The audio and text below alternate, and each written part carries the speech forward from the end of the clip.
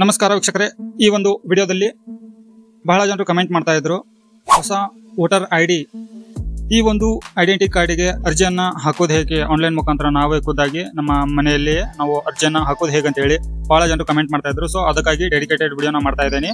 ಹೊಸ voter ಐಡಿಗೆ online ಮುಖಾಂತರ ಅರ್ಜಿ ಸಲ್ಲಿಸೋದು ಹೇಗೆ ಅಂತ ಹೇಳಿ ಈ ಒಂದು ವಿಡಿಯೋದಲ್ಲಿ ತಿಳಿಸ್ಕೊಡ್ತಾ ಇದ್ದೇನೆ. ವಿಡಿಯೋನ ಪೂರ್ತಿಯಾಗಿ ನೋಡಿ, ಸಂಪೂರ್ಣವಾದಂತಹ ಮಾಹಿತಿಯನ್ನು ತಿಳಿಸ್ಕೊಡ್ತೇನೆ. ಡಾಕ್ಯುಮೆಂಟ್ಗಳು ಏನೆಲ್ಲ ಬೇಕಾಗುತ್ತೆ, ಅರ್ಜಿಯನ್ನ ಸಲ್ಲಿಸೋದು ಹೇಗೆ ಅಂತ ಹೇಳಿ. ಸೊ ವಿಡಿಯೋನ ಶುರು ಮಾಡೋಣ ವೀಕ್ಷಕರೇ. ವಿಡಿಯೋನ ಶುರು ಮಾಡೋಕ್ಕೂ ಮೊದಲು ನೀವಿನ್ನೂ ಚಾನಲ್ಗೆ ಹೊಸಬರಿದ್ರೆ ಚಾನಲ್ಗೆ ಸಬ್ಸ್ಕ್ರೈಬ್ ಮಾಡಿ, ನೋಟಿಫಿಕೇಶನ್ ಬಟನ್ ಆನ್ ಮಾಡಿ, ಆಲ್ ಅಂತ ಹೇಳಿ ಸೆಲೆಕ್ಟ್ ಮಾಡ್ಕೊಳ್ಳಿ. ಸೊ ಮೊದಲನೇದಾಗಿ ನಾವು ಈ ಒಂದು ಪೋರ್ಟಲ್ಗೆ ಬರಬೇಕಾಗತ್ತೆ. ಈ ಒಂದು ಪೋರ್ಟಲಿನ ಲಿಂಕ್ ಅನ್ನ ನಾನು ಡಿಸ್ಕ್ರಿಪ್ಷನ್ ಬಾಕ್ಸ್ ಅಲ್ಲಿ ಕೊಟ್ಟಿರ್ತೇನೆ. ಡೈರೆಕ್ಟ್ ಆಗಿ ನೀವು ಕ್ಲಿಕ್ ಮಾಡಿ ಈ ಒಂದು ಪೋರ್ಟಲ್ಗೆ ಬರಬಹುದು. ಮೊದಲನೇದಾಗಿ ನೀವಿಲ್ಲಿ ರಿಜಿಸ್ಟ್ರೇಷನ್ ಮಾಡ್ಕೋಬೇಕಾಗತ್ತೆ. ರಿಜಿಸ್ಟ್ರೇಷನ್ ಮಾಡ್ಕೊಂಡ ನಂತರ ಲಾಗಿನ್ ಮಾಡ್ಕೋಬೇಕಾಗತ್ತೆ. ಲಾಗಿನ್ ಮಾಡ್ಕೊಳ್ಳಿಕ್ಕೆ ಯೂಸರ್ ನೇಮು, ಪಾಸ್ವರ್ಡ್ ಏನ್ ನೀವು ರಿಜಿಸ್ಟರ್ ಮಾಡೋ ಟೈಮಲ್ಲಿ ಕೊಟ್ಟಿರ್ತೀರಲ್ವಾ ಅದನ್ನ ಹಾಕಿಬಿಟ್ಟು ಇಲ್ಲಿ ಕಾಣ್ತಾರೋ ಕ್ಯಾಪ್ಚನ್ ಹಾಕಿ ರಿಕ್ವೆಸ್ಟ್ OTP ಅಂತ ಹೇಳಿ, ಅಂದ್ರೆ ನೀವು ಕೊಟ್ಟಿರುವಂತಹ ಮೊಬೈಲ್ ನಂಬರ್ಗೆ OTP ಬರುತ್ತೆ. ಆ ಒಂದು OTP ನ ಹಾಕಿಬಿಟ್ಟು ನೀವು ಲಾಗಿನ್ ಮಾಡ್ಕೋಬೇಕಾಗತ್ತೆ. ಸೊ ಲಾಗಿನ್ ಮಾಡ್ಕೊಂಡ ನಂತರ ನಿಮ್ಮ ಒಂದು ಪ್ರೊಫೈಲು ಈ ತರ ಓಪನ್ ಆಗುತ್ತೆ. ಈ ತರ ಒಂದು ಪ್ರೊಫೈಲ್ ನಲ್ಲಿ ಇಲ್ಲಿ ನಿಮ್ಮ ಹೆಸರು ಇರುತ್ತೆ. ನೀವು ಹೊಸದಾಗಿ ಅರ್ಜಿಯನ್ನ ಸಲ್ಲಿಸಬೇಕು ಅಂತಂದ್ರೆ ಇಲ್ಲಿ ಕಾಣ್ತಾ ಇರುವಂತಹ ಒಂದು new registration for general elector ಅಂತ ಇದೆ ನೋಡಿ, ಫಾರ್ಮ್ ನಂಬರ್ 6 ಈ ಒಂದು ಆಪ್ಷನ್ ಮೇಲೆ ನೀವು ಕ್ಲಿಕ್ ಮಾಡ್ಕೋಬೇಕಾಗತ್ತೆ. ಕ್ಲಿಕ್ ಮಾಡ್ಕೊಂಡ ನಂತರ ನಿಮ್ಗೆ ನೆಕ್ಸ್ಟ್ ಇಲ್ಲಿ ಕಾಣ್ತಾ ಇರುವಂತ ಪ್ರತಿಯೊಂದು ಲೆಟರ್ಗಳಲ್ಲಿ ಒಂದೊಂದು ಡೀಟೇಲ್ಸ್ ಗಳನ್ನ ನೀವು ಫಿಲ್ಅಪ್ ಮಾಡಬೇಕಾಗತ್ತೆ. ಟೋಟಲಿ ಎಷ್ಟು ಅಂತಂದ್ರೆ 1 2 3 4 5 6 7 8 9 10 11 12. ಸೊ ಇದು 12 ಡೀಟೇಲ್ಸ್ ಗಳನ್ನ ನೀವು ಇಲ್ಲಿ ಫಿಲ್ಅಪ್ ಮಾಡಬೇಕಾಗತ್ತೆ. ಸೊ ಹಾಗಿದ್ರೆ ಒಂದೊಂದಾಗಿ ನಾನು ನಿಮ್ಗೆ ತಿಳಿಸ್ಕೊಡ್ತಾ ಹೋಗ್ತೀನಿ ಈ ಒಂದು ಡೀಟೇಲ್ಸ್ ಗಳನ್ನ ನೀವು ಹೇಗೆ ಫಿಲ್ಅಪ್ ಮಾಡಬೇಕು ಅಂತ ಅನ್ನೋದನ್ನ. ಸೊ ಇಲ್ಲಿ ಮೊದಲನೇದಾಗಿ ನೋಡಿ ವೀಕ್ಷಕರೇ, ಇಲ್ಲಿ ನಿಮ್ಮ ಸ್ಟೇಟ್ ಅನ್ನ ಸೆಲೆಕ್ಟ್ ಮಾಡ್ಕೊಳ್ಳಿ, ಇಲ್ಲಿ ನಿಮ್ಮ ಡಿಸ್ಟ್ರಿಕ್ಟ್ ಅನ್ನ ಸೆಲೆಕ್ಟ್ ಮಾಡ್ಕೊಳ್ಳಿ. ಇಲ್ಲಿ ನಿಮ್ಗೆ ಅಸೆಂಬ್ಲಿ ಕನ್ಸಲ್ಟೆನ್ಸಿ ಯಾವ್ದಿದೆ ಅಂತ ಹೇಳಿ ಗೊತ್ತಿಲ್ಲ ಅಂತಂದ್ರೆ ಇಲ್ಲಿ ನಿಮ್ಮ ಒಂದು ಕ್ಷೇತ್ರ ಯಾವ್ದು ಅಂತ ಅನ್ನೋದನ್ನ ಸೆಲೆಕ್ಟ್ ಮಾಡ್ಕೋಬೇಕು. ನಂಬರ್ ಗೊತ್ತಿಲ್ಲ ಅಂತಂದ್ರೆ ಕ್ಷೇತ್ರದ ಹೆಸರನ್ನ ನೀವು ಈ ಒಂದು ಬಾಕ್ಸ್ ಇಂದ ಸೆಲೆಕ್ಟ್ ಮಾಡ್ಕೋಬೇಕು. ಸೊ ನಿಮಗೆ ಇಲ್ಲಿಯೂ ಗೊತ್ತಾಗೋದಿಲ್ಲ ಅಂತ ಅನ್ನೋದಾಯ್ತಂದ್ರೆ ನಿಮ್ಮ ಮನೆಯಲ್ಲಿ ಇರುವಂತ ಯಾರದೋ ಒಂದು ವೋಟರ್ ಐಡಿಯನ್ನ ತಗೊಂಡ್ಬಿಟ್ಟು ಅದರ ಹಿಂದ್ಗಡೆ ಕಾನ್ಸ್ಟಿಟ್ಯೂಷನ್ಸಿ ಅಂತ ಇರುತ್ತೆ. ಸೊ ಅದರ ಒಂದು ಹೆಸರನ್ನ ನೀವು ಇಲ್ಲಿ ಸೆಲೆಕ್ಟ್ ಮಾಡ್ಕೋಬಹುದು. ಇಲ್ಲಿದ್ರೆ ನಂಬರ್ ಕೂಡ ಇರುತ್ತೆ, ನಂಬರ್ ಅನ್ನ ಹಾಕ್ಬಹುದು. ಸೊ ಇಲ್ಲಿ ಇದಾದ ನಂತರ ನೆಕ್ಸ್ಟ್ ಮೇಲೆ ನೀವು ಕ್ಲಿಕ್ ಮಾಡ್ಕೋಬೇಕಾಗತ್ತೆ. ನೆಕ್ಸ್ಟ್ ಮೇಲೆ ಕ್ಲಿಕ್ ಮಾಡಿದ ನಂತರ ಇಲ್ಲಿ ನಿಮ್ಮ ಒಂದು ಪರ್ಸನಲ್ ಡೀಟೇಲ್ ಅನ್ನ, ಆಧಾರ್ ಕಾರ್ಡ್ ದಲ್ಲಿ ಇರುವಂತಹ ಒಂದು ಡೀಟೇಲ್ ಅನ್ನ ನೀವು ಇಲ್ಲಿ ಫಿಲ್ಅಪ್ ಮಾಡಬೇಕಾಗುತ್ತೆ. ಇಲ್ಲಿ ನಿಮ್ಮ ಒಂದು ಫಸ್ಟ್ ನೇಮು ಮತ್ತೆ ಮಿಡಲ್ ನೇಮು, ಆನಂತರ ಇಲ್ಲಿ ಸರ್ ನೇಮು. ಇದರ ನಂತರ ನೀವು ನಿಮ್ಮ ಒಂದು ಫೋಟೋಗ್ರಾಫ್ ಅನ್ನ ನೀವಿಲ್ಲಿ ಅಪ್ಲೋಡ್ ಮಾಡಬೇಕಾಗತ್ತೆ.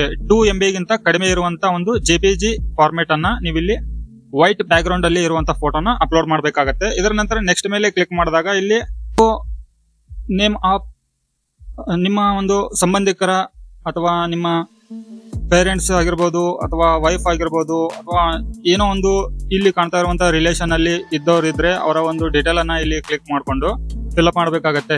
ತಂದೆ ಹೆಸರಾಗಿರ್ಬೋದು, ತಾಯಿ ಹೆಸರಾಗಿರ್ಬೋದು, ಅವ್ರ ಸರ್ನೇಮು, ಅವರ ಡೇಟ್ ಆಫ್ ಬರ್ತು, ಅದನ್ನೆಲ್ಲವನ್ನ ನೀವಿಲ್ಲಿ ಫಿಲ್ಅಪ್ ಮಾಡಬೇಕಾಗತ್ತೆ. ಇದರ ನಂತರ ನೆಕ್ಸ್ಟ್ ಮೇಲೆ ಕ್ಲಿಕ್ ಮಾಡ್ಕೊಳ್ಳಿ.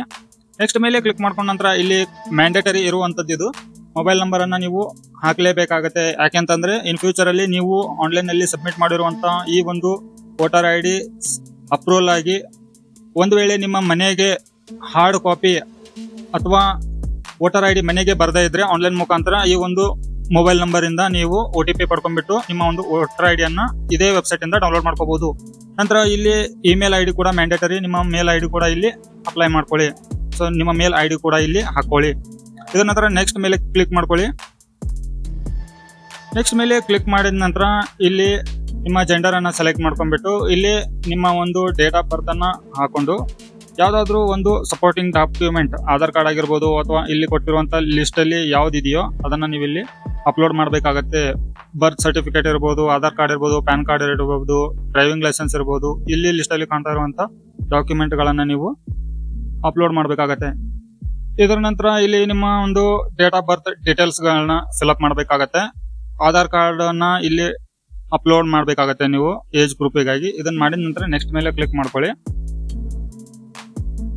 ಇಲ್ಲಿ ನೋಡಿ ಪ್ರೆಸೆಂಟ್ ಅಡ್ರೆಸ್ ಡೀಟೇಲ್ಸ್ ಕೇಳ್ತಾ ಇದೆ. ನಿಮ್ಮ ಒಂದು ಆಧಾರ್ ಕಾರ್ಡ್ ದಲ್ಲಿ ಇರುವಂತ ಮನೆಯ ವಿಳಾಸವನ್ನ ನೀವು ಈ ಒಂದು ಫಾರ್ಮ್ ಅಲ್ಲಿ ಫಿಲ್ಅಪ್ ಮಾಡಬೇಕಾಗತ್ತೆ. ಇದರ ನಂತರ ಇಲ್ಲಿ ನೋಡಿ self attested copy proof either name applicant, parents, spouse, adult, child, ಯಾರಾದ್ರೂ ಆಲ್ರೆಡಿ ಅಂದ್ರೆ ಇಲ್ಲಿ ಆಲ್ರೆಡಿ ಯಾರಾದ್ರೂ ನಿಮ್ಮ ಮನೆಯಲ್ಲಿ ವೋಟರ್ ಐಡಿಯನ್ನ ಹೊಂದಿದ್ರೆ ಅವರ ಒಂದು ಡಾಕ್ಯುಮೆಂಟ್ ಅನ್ನ ನೀವು ಇಲ್ಲಿ ಅಪ್ಲೋಡ್ ಮಾಡಿದ್ರೆ ನಿಮ್ಮ ಒಂದು ವೋಟರ್ ಐಡಿ ವೆರಿಫಿಕೇಶನ್ ಅಲ್ಲಿ ಈಸಿ ಆಗುತ್ತೆ ಅಂತ ಹೇಳಿ ಇಲ್ಲಿ ಕೇಳ್ತಾ ಇದ್ದಾರೆ. ಹಾಗಾಗಿ ಇಲ್ಲಿ document for proof of residence ಅಂತ ಕ್ಲಿಕ್ ಮಾಡ್ಕೊಂಡ್ಬಿಟ್ಟು ಅವರ ಒಂದು ಆಧಾರ್ ಕಾರ್ಡ್ ಅನ್ನ ಇಲ್ಲಿ 2 MB JPG ಫಾರ್ಮೆಟ್ ಅಥವಾ PNG ಫಾರ್ಮೆಟ್ ಅಲ್ಲಿ PDF ಫಾರ್ಮೆಟ್ ಅಲ್ಲಿ ಅಪ್ಲೋಡ್ ಮಾಡ್ಕೋಬೇಕಾಗತ್ತೆ.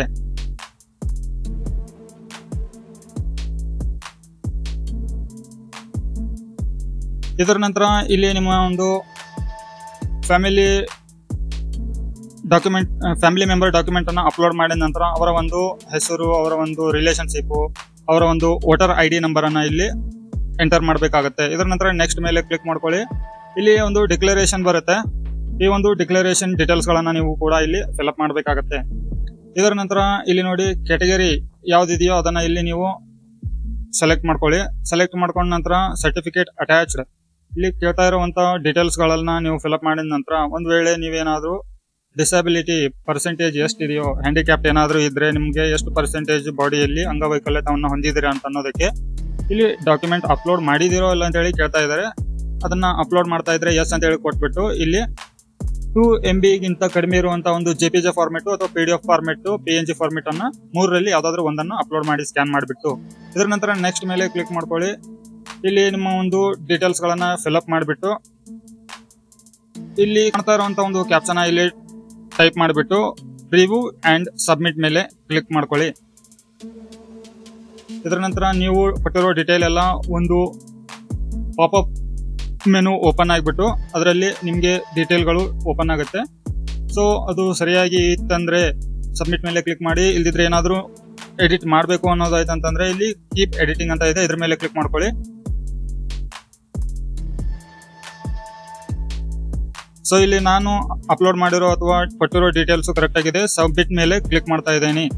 ಕ್ಲಿಕ್ ಮಾಡಿದ ನಂತರ ನಿಮಗೆ ಅಪ್ಲಿಕೇಶನ್ ಸಬ್ಮಿಟ್ ಆಗುತ್ತೆ. ಒಂದು ಅಕ್ನಾಲೇಜ್ಮೆಂಟ್ ನಂಬರ್ ಕೂಡ ಬರುತ್ತೆ, ರೆಫರೆನ್ಸ್ ನಂಬರು. ಆ ಒಂದು ರೆಫರೆನ್ಸ್ ನಂಬರ್ ಅನ್ನ ನೀವು ಸೇವ್ ಮಾಡ್ಕೊಂಡು ಇಟ್ಕೋಬೇಕಾಗುತ್ತೆ. ಇನ್ ಫ್ಯೂಚರ್ ಅಲ್ಲಿ ನೀವು ನಿಮ್ಮ ಒಂದು ಅಪ್ಲಿಕೇಶನ್ ಸ್ಟೇಟಸ್ ಅನ್ನ ಟ್ರ್ಯಾಕ್ ಮಾಡಬೇಕು ಅನ್ನೋದಾಯ್ತಂದ್ರೆ ಮತ್ತೆ ಈ ಒಂದು ಹೋಮ್ ಪೇಜ್ಗೆ ಬರಬೇಕಾಗುತ್ತೆ. ಟ್ರ್ಯಾಕ್ ಅಪ್ಲಿಕೇಶನ್ ಸ್ಟೇಟಸ್ ಅಂತ ಇದೆ, ಇದ್ರ ಮೇಲೆ ಕ್ಲಿಕ್ ಮಾಡ್ಕೋಬೇಕಾಗುತ್ತೆ. ಕ್ಲಿಕ್ ಮಾಡಿದ ನಂತರ ಆ ಒಂದು ರೆಫರೆನ್ಸ್ ನಂಬರ್ ಅನ್ನ ನೀವು ಇಲ್ಲಿ ಫಿಲ್ಅಪ್ ಮಾಡಿಬಿಟ್ಟು ಸಬ್ಮಿಟ್ ಮೇಲೆ ಕ್ಲಿಕ್ ಮಾಡಿದಾಗ ನಿಮ್ಮ ಒಂದು ಅಪ್ಲಿಕೇಶನ್ ಸ್ಟೇಟಸ್ ಅಪ್ರೂವಲ್ ಆಗಿದೆಯೋ ಅಥವಾ ರಿಜೆಕ್ಟ್ ಆಗಿದೆಯೋ ಅಥವಾ ಪೆಂಡಿಂಗ್ ಅಲ್ಲಿ ಇದೆಯೋ ಅಂತ ಅನ್ನೋದು ನಿಮಗೆ ಡೀಟೇಲ್ ತಿಳಿಯುತ್ತೆ. ಸೊ ವೀಕ್ಷಕರೇ, ಇಷ್ಟು ಈ ವಿಡಿಯೋದಲ್ಲಿ ಕೊಟ್ಟಿರುವಂತಹ ಮಾಹಿತಿ. ಈ ಒಂದು ವಿಡಿಯೋದಲ್ಲಿ ನಾನು ಯಾವುದೇ ತರ ಡೀಟೇಲ್ಸ್ ಅನ್ನ ಫಿಲ್ಅಪ್ ಮಾಡ್ಲಿಕ್ಕೆ ಆಗಿಲ್ಲ. ಯಾಕೆಂತಂದ್ರೆ ಇಲ್ಲಿ ಯಾವುದೇ ಒಂದು ಡೀಟೇಲ್ ಅನ್ನ ಶೋ ಮಾಡಬಾರ್ದು ಅಂತ ಹೇಳಿ ಯೂಟ್ಯೂಬ್ ಪಾಲಿಸಿ ಇದೆ. ಸೊ ಹಾಗಾಗಿ ಇಲ್ಲಿ ಯಾವುದೇ ತರ ಡೀಟೇಲ್ಸ್ ನಿಮ್ಗೆ ತಿಳಿಸ್ಕೊಳ್ಳಿಕ್ ಆಗೋದಿಲ್ಲ.